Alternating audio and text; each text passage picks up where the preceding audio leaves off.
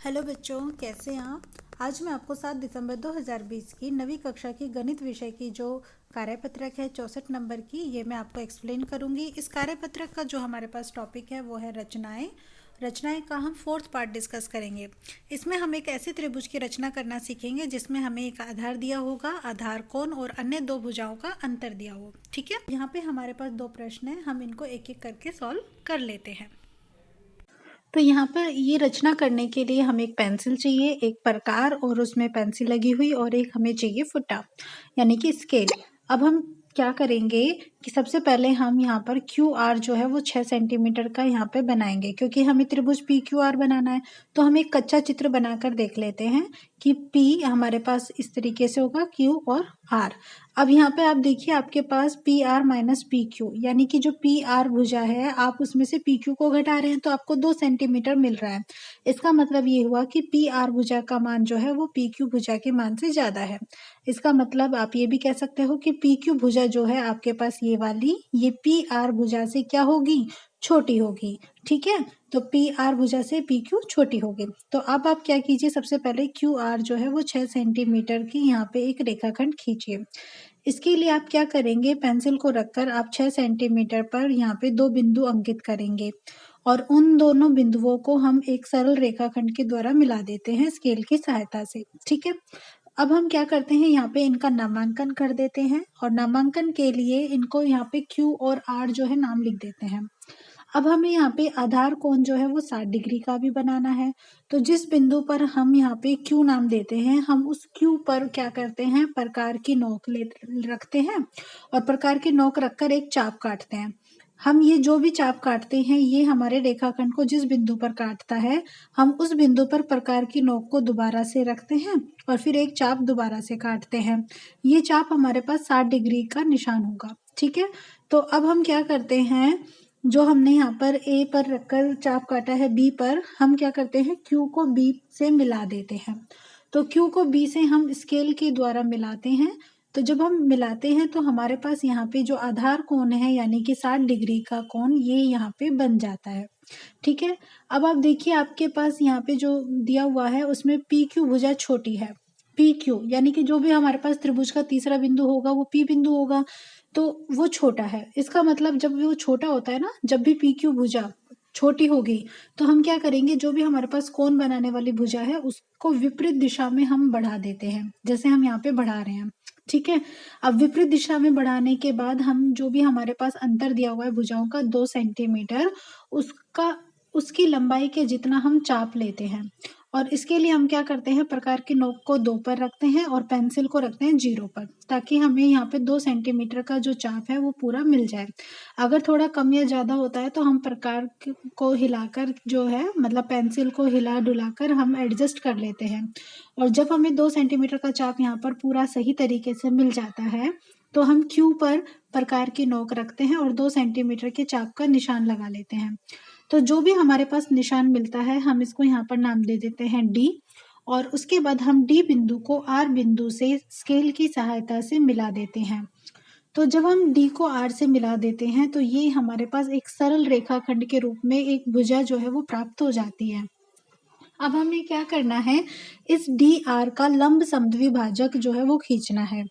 तो लंब समद्विभाजक खींचने के लिए हम क्या करते हैं, पहले आर पर जो है प्रकार की नोक रखकर एक चाप काटेंगे ऊपर की ओर, मतलब जो भी हमारे पास यहाँ पे डी आर भुजा है ना उसके ऊपर, और एक बार नीचे। अब हम ऐसे ही डी बिंदु पर प्रकार की नोक रखेंगे और चाप काटेंगे, पहले हम ऊपर और फिर नीचे की ओर। और ये जो हमारे पास चाप है, ठीक है, ये जो चाप है ये आपस में जहां पर भी मिलते हैं, जिस बिंदु पर भी मिलते हैं, हम उन दोनों बिंदुओं को यहाँ पे क्या करते हैं, स्केल की सहायता से मिला लेते हैं। तो जब हम स्केल की सहायता से उनको मिलाते हैं तो हम देखते हैं कि ये लंब समद्विभाजक जो है हमारी उस भुजा को जो कोण बना रही थी 60 डिग्री का, उसको एक बिंदु पर जो है वो काटता है। इस बिंदु को हम यहाँ पर पी नाम दे देते हैं और पी को हम यहाँ पे आर से मिला देते हैं। पी को आर से मिला दिया, इसका मतलब पी आर भुजा भी मिल गई और पी क्यू भुजा भी हमें यहाँ पे मिल गई है। इसका मतलब क्या हुआ कि जो भी हमें त्रिभुज चाहिए था पी क्यू आर वो हमें मिल जाता है, और इसे हम यहाँ पर छायांकन के द्वारा प्रदर्शित करते हैं कि ये जो त्रिभुज पी क्यू आर है ये हमें यहाँ पर अभिष्ट त्रिभुज प्राप्त होता है। इसके बाद प्रश्न 2 है जिसमें हमें त्रिभुज ABC की रचना करनी है। जो त्रिभुज ABC है यहाँ पर, इसमें हमारे पास आधार है यानी कि BC, उसका मान 3 सेंटीमीटर दिया हुआ है।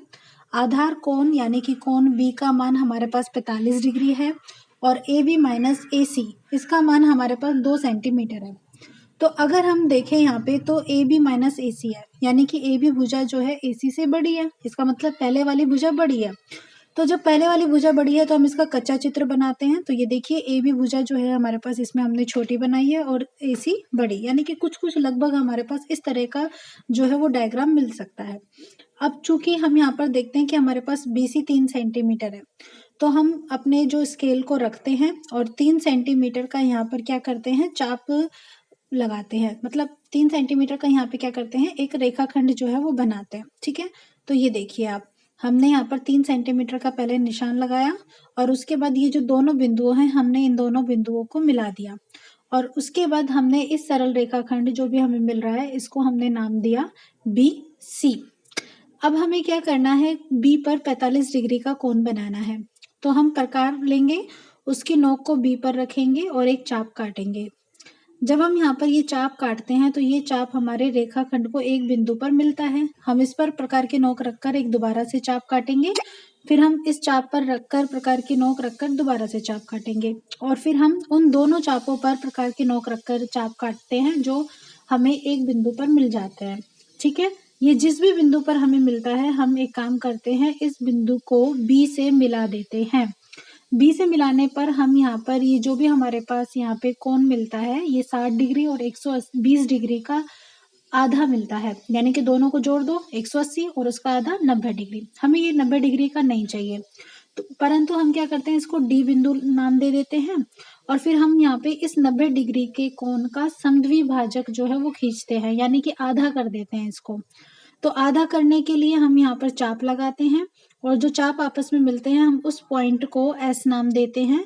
फिर हम B से S भुजा को आपस में मिला देते हैं और जब हम B से S को मिला देते हैं तो हमारे पास यहाँ पे आधार कोण जो है वो मिल जाता है। ठीक है, इस आधार कोण का जो हमारे पास मान है वो कितना है, 45 डिग्री है। अब बच्चे देखो, आपके पास आधार कोण भी मिल गया। अब तीसरा स्टेप आपके पास क्या है, AB माइनस AC वाला 2 सेंटीमीटर।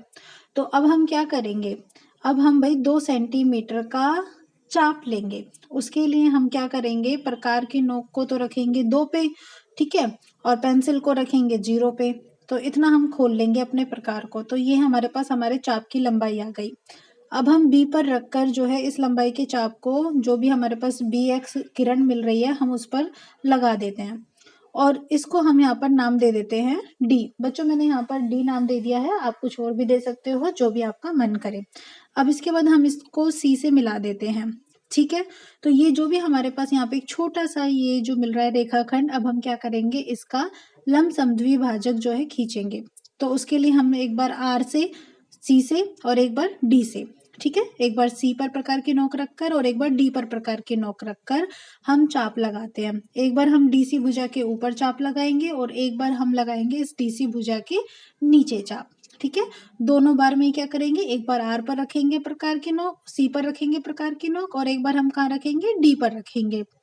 अब हम क्या करते हैं, ये जो भी हमारे पास चाप आपस में मिलते हैं, हम इनके जो बिंदु है, इनको एक स्केल की हेल्प लेकर सरल रेखाखंड के द्वारा मिला देते हैं। अब ये आपस में मिलते नहीं है, तो हम क्या करते हैं, इस रेखाखंड को थोड़ा सा आगे तक और बड़ा करते हैं। ठीक है, और ये जो हमारे पास कोण वाली भुजा है, हम इसको भी यहाँ पे बड़ा करते हैं।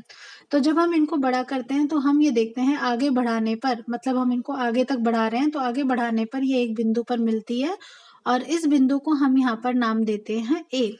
ठीक है, तो देखो A बिंदु हमें मिल गया। अब हम क्या करेंगे, इस A बिंदु से C बिंदु को एक स्केल की सहायता से रेखाखंड के द्वारा मिला देते हैं और हमें यहाँ पर त्रिभुज ABC जो है वो प्राप्त हो जाता है, जिसे मैंने यहाँ पर लाल रंग के पेन के द्वारा छायांकन करके आपको दिखाया है। ठीक है, तो बच्चों इस प्रकार हमारी वर्कशीट जो है वो कंप्लीट होती है। अगर आपको वर्कशीट अच्छी लगी हो, समझ आई हो, तो आप प्लीज़ इसे लाइक कीजिएगा और मेरे चैनल को सब्सक्राइब कीजिएगा। Thank you for watching my channel.